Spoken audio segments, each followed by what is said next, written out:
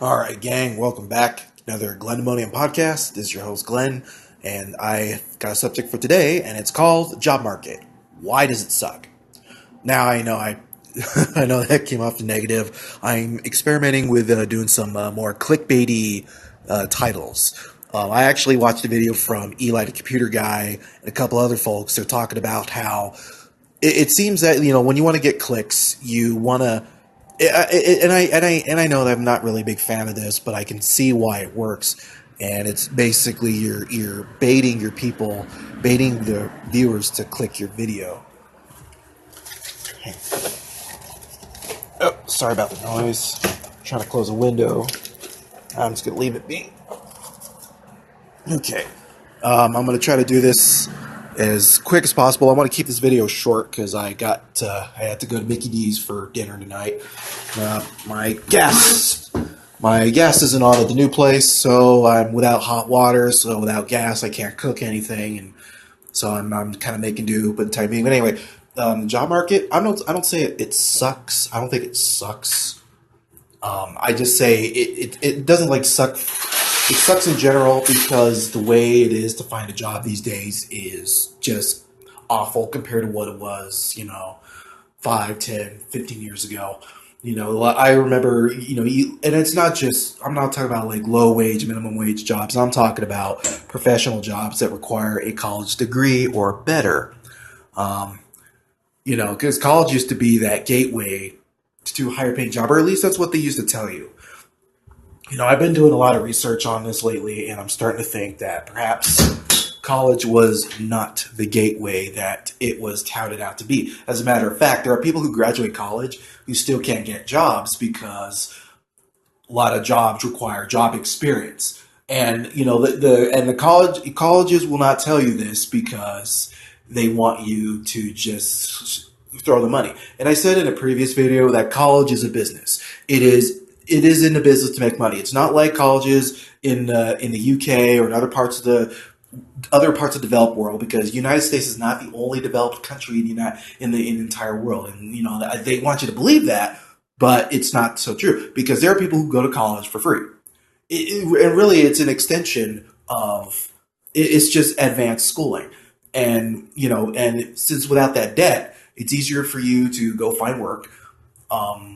At least for them to go find work. Here in America, you're saddled with $10,000 in debts, regardless if you get the job or not. But a lot of places here, a lot of companies around the country, it started like around 2006, 2007, where I've noticed that a lot of jobs are like, well, you need to have, at least they wish they can get 5 years experience. They want the degree on top of the experience, but how are you going to get experience?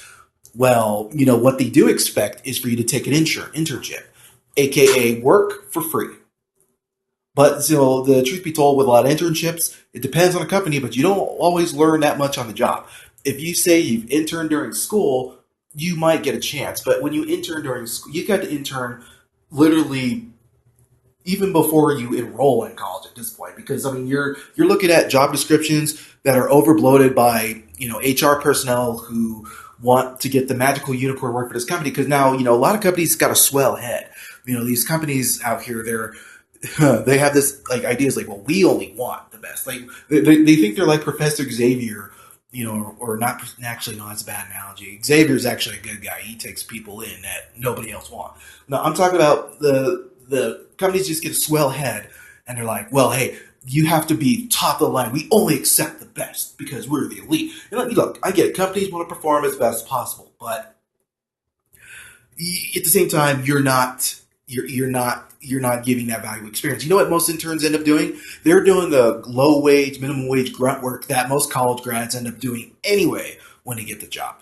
Don't be surprised if you get the piece of paper, you're 40, 50, $60,000 in debt, and then suddenly you're doing you're doing grunt work. Because here's the thing: when you graduate college, you apply for entry level positions. You don't skip that. You apply for entry level. You are the low man on the totem pole. So not only did you go to school for 4 years and you carry out this debt, but now jobs want you to start out from bottom. There are. Don't be surprised if you're going to see people who probably didn't go to college and they're ahead of you in life in some aspect. Because see, those guys who didn't go to college, they probably worked for free for a while. They got to learn the ins and outs of that job, and they decided, well, this guy's got the experience, so they're going to hire you. Now, it's funny, and I understand the dilemma because I fell for this myself. Because all they would ever plaster on TV in the late '90s, early 2000s is those poor saps. They're sitting in a chair outside the employer office or HR office or whatever, and this guy just gets out of the office. I remember this commercial. He sat down with his next to his wife with a sigh, and she goes, "Did you get the job?" And he goes, "No." And of course, oh no. And he talked about this friend, Sam, or forget his name. Sam got it. Why? He had a college degree. And then I remember the slogan was, "Remember, kids, go to college." And it was drilled into our heads, especially if you're like a teenager in the '90s. It was drilled into our heads that if you do not go to school, you are going to be a failure. You're not going to get a good job. You're going to be a loser. And it was more so worse than others because, man, I could tell you stories about how people used to treat me because I was in my early 20s, like 21, and I would get like side eyed by like people, adults, like grown more people older than their 40s or 30s, 40s, and 50s are like, this guy ain't going. This guy never. This guy's not going to college. Oh my god, he's gonna be a failure. Even dating was hard. But anyway, I'm going off a tangent. Apparently, that's like a running gag. But the job market sucks lately. I mean, the unemployment's getting better, but that doesn't mean jack if people still are struggling to find work. And I guess what is getting me a little bothered with this is I noticed that every few years we go through these trends of hot jobs. I cannot stand buzzwords like that. Hot jobs. What this means is basically the job that they tout as the next big thing, and then everybody's going to rush into. Tech is notorious for this because back a few years ago, maybe over a decade ago, IT was this big field, but now IT is oversaturated.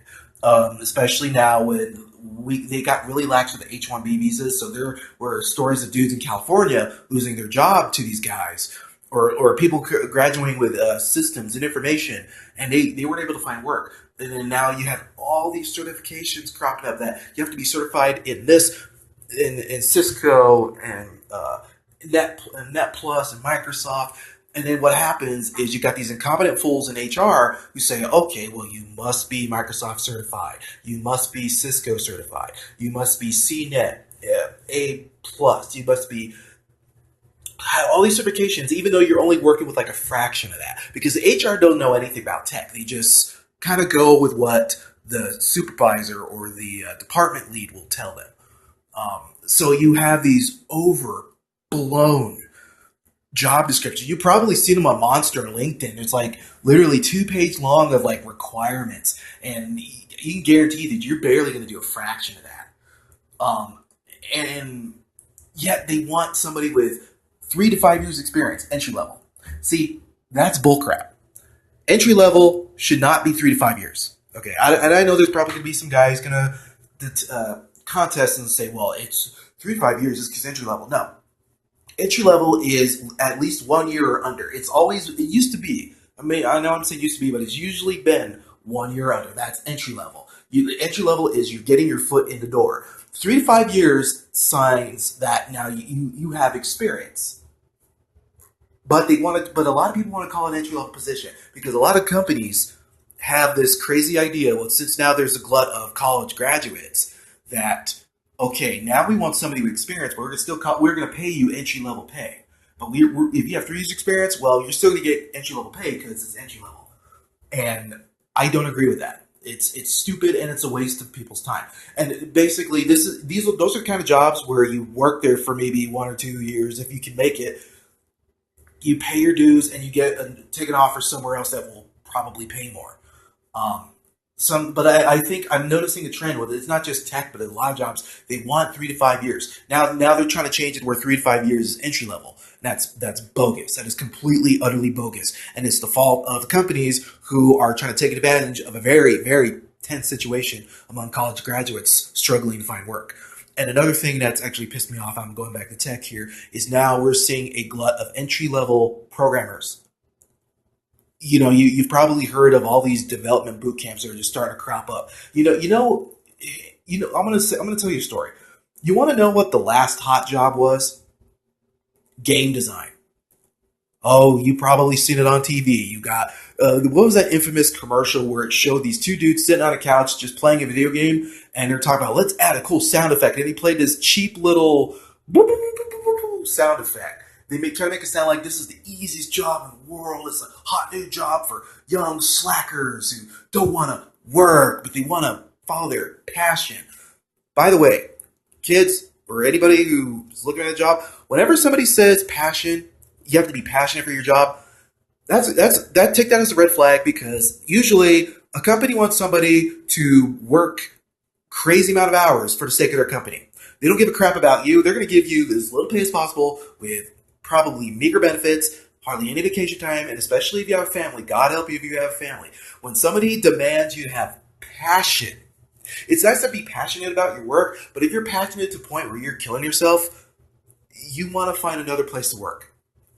And hopefully you can. Because that's a buzzword for a lot of people to say, well, we want to take advantage of you because the way we're standing, you want to work for us. And so therefore you're at our mercy. And so therefore if you're not passionate enough, well, guess we're just gonna have to let you go. Don't screw those guys.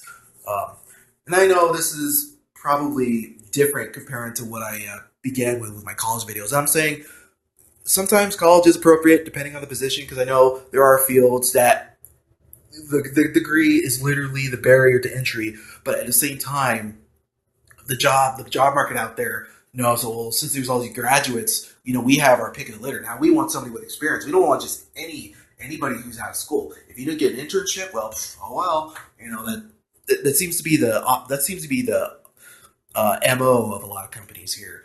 And this is why people are still saying the job market sucks because these people don't want to hire. And you know what gets me? You get all these Republicans talking about that. Oh well, you should be more nice to corporations because they're job builders. They're the job creators. They deserve the kickbacks. They deserve all the kickbacks and tax cuts.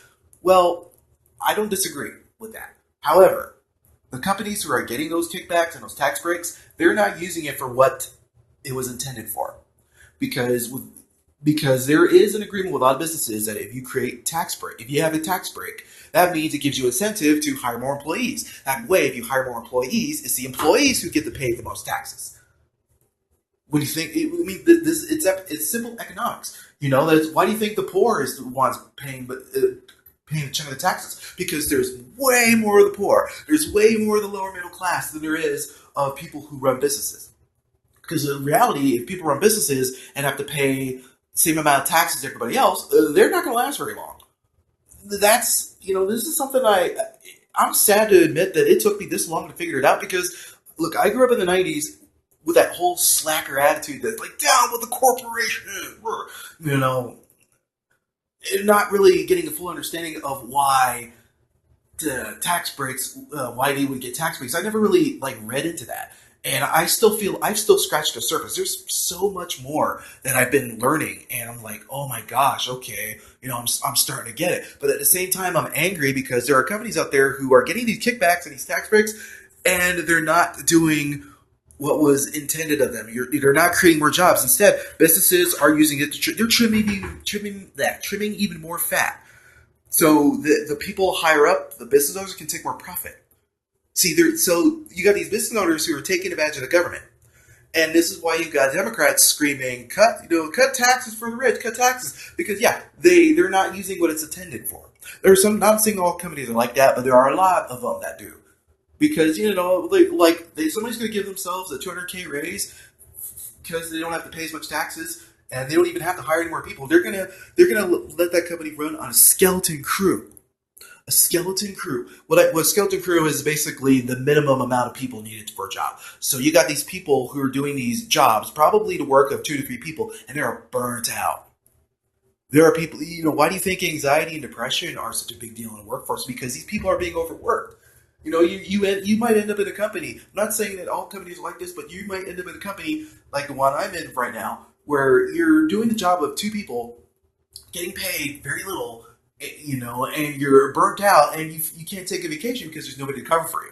And they're supposed to get somebody to cover for you, but the company won't do that because the company don't care. I mean, they do when you see they care when your performance is slipping, but when you want to take time away, they're like, could you maybe reschedule? And it's worse when you're in a smaller city because you're at the mercy of the employer. They know that you have nowhere else to go. They know you have nowhere else to go. Um, and man, I guess I'm on fire with this because I mean, there's a whole lot more I want to talk about. Um, I want to go back to the dev boot camp thing. Um, I'm not saying don't go to them, but I'm letting you know that do not be surprised. You can learn programming by yourself. Because here's the thing you want to save a lot of money.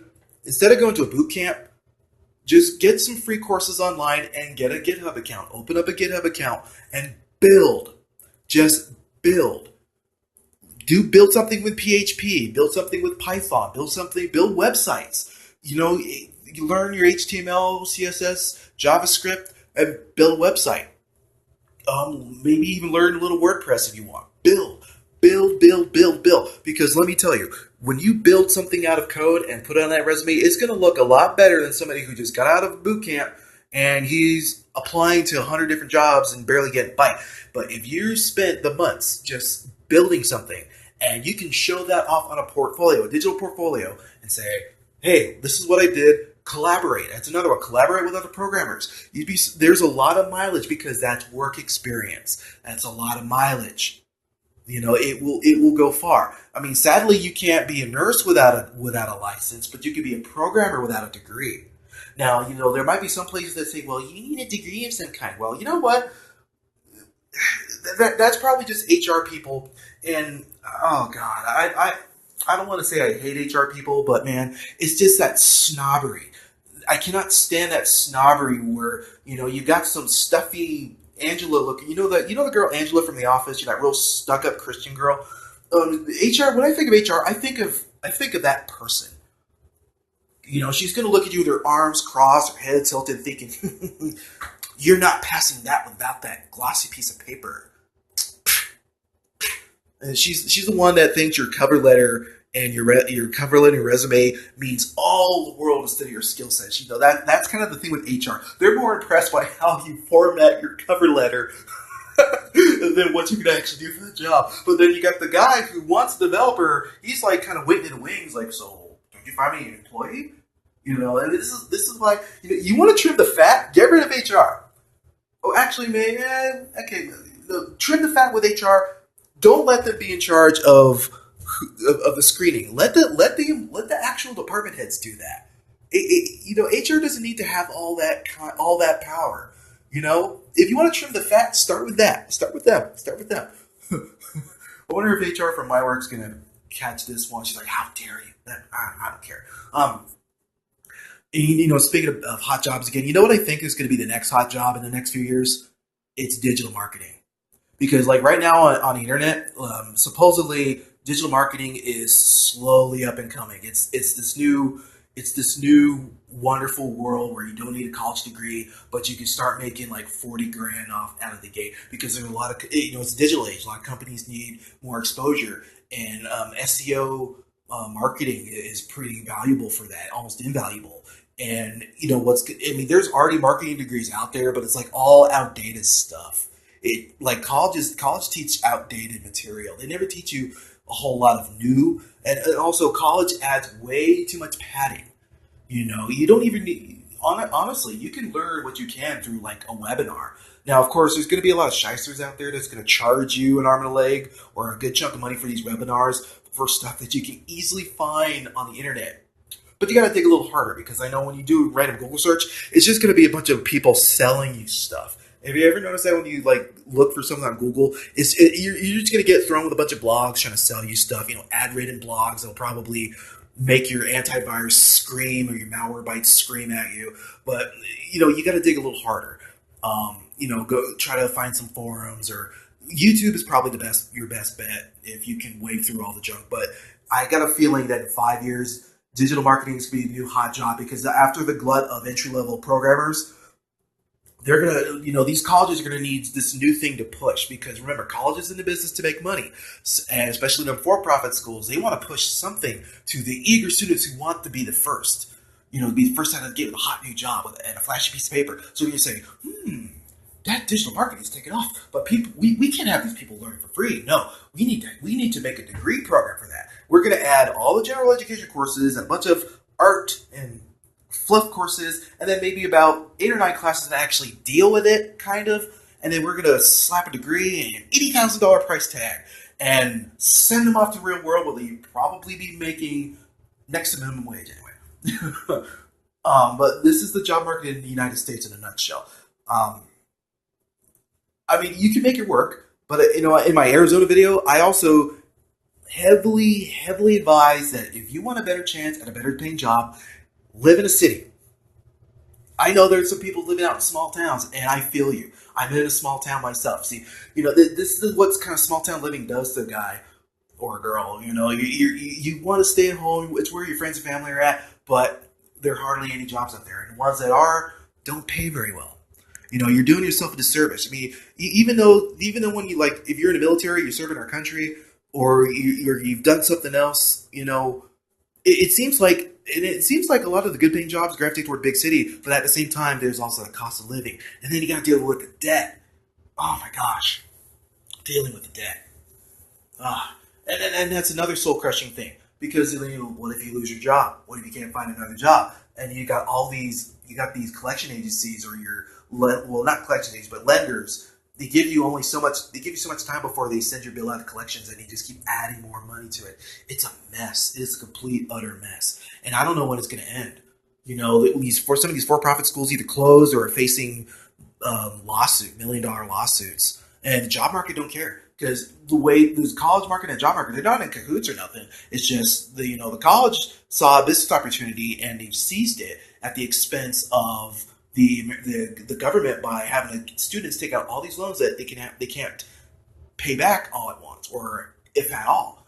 And then you got the job hunter, the employers are like, well, now that we have all these eager graduates, we don't have to be competitive. We don't have to pay them a competitive salary. We can make them work for peanuts because they should be thankful they're working for us. And that's the crappy attitude, man.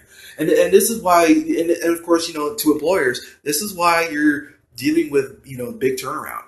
I know you might, some companies they say they might be too big to fail, but this is why some of them are failing because you're not treating your employee like a human being. And I know you're probably thinking, well, you're just some liberal hippie. And I was like, well, I'm middle of the road. Well, I don't want to. I'll get into that in another video, but and I feel for you, and I wish there would be some kind of change, some kind of legislation. But with our current president in office, I don't see that happening at all. And there are videos out there on YouTube now telling people, do not go to college, do not go to college, do not go to college. It's I understand the message, but at the same time, it really depends on the profession because you tell somebody who wants to be a nurse not to go to college, they ain't going to be a nurse. They ain't going to stick a needle in somebody without a piece of paper. You're telling somebody who wants to be an engineer not to go to college. I don't see anybody being an engineer without that kind of. I mean, because engineering is one of those where education is actually valuable, but if you're going to college to be a programmer, it is a waste of time. If you're going to college to be a marketer, that's a waste of time. If you're going to college to learn art, big waste of time. If you're going to college to learn business, that's also a waste of time because the business game has changed. Because marketing is sort of like mushroom cloud. It's like an explosion. It's like this big mushroom cloud. They try to say business accounting was separate. Well, now marketing is big part of business now. It's all about marketing. I mean, you still need accountants, and I think you can just get certified to be an accountant. You don't need to do 4 to 6 years of school. At least as far as I know, you don't need 4 to 6 years of school. The accountants that I know only went through 2 years of school, and they're making good money. But it also it really was more networking than anything too. That played a big part. Well, I know this video was a bit ranty, and I wanted to talk about this for a while, so I was pretty on fire for that whole thing. But I'm gonna cut this off because we're reaching 25 minutes, and if you want to discuss, feel free to leave a comment, give a like, subscribe, and I will be back with more. Take it easy.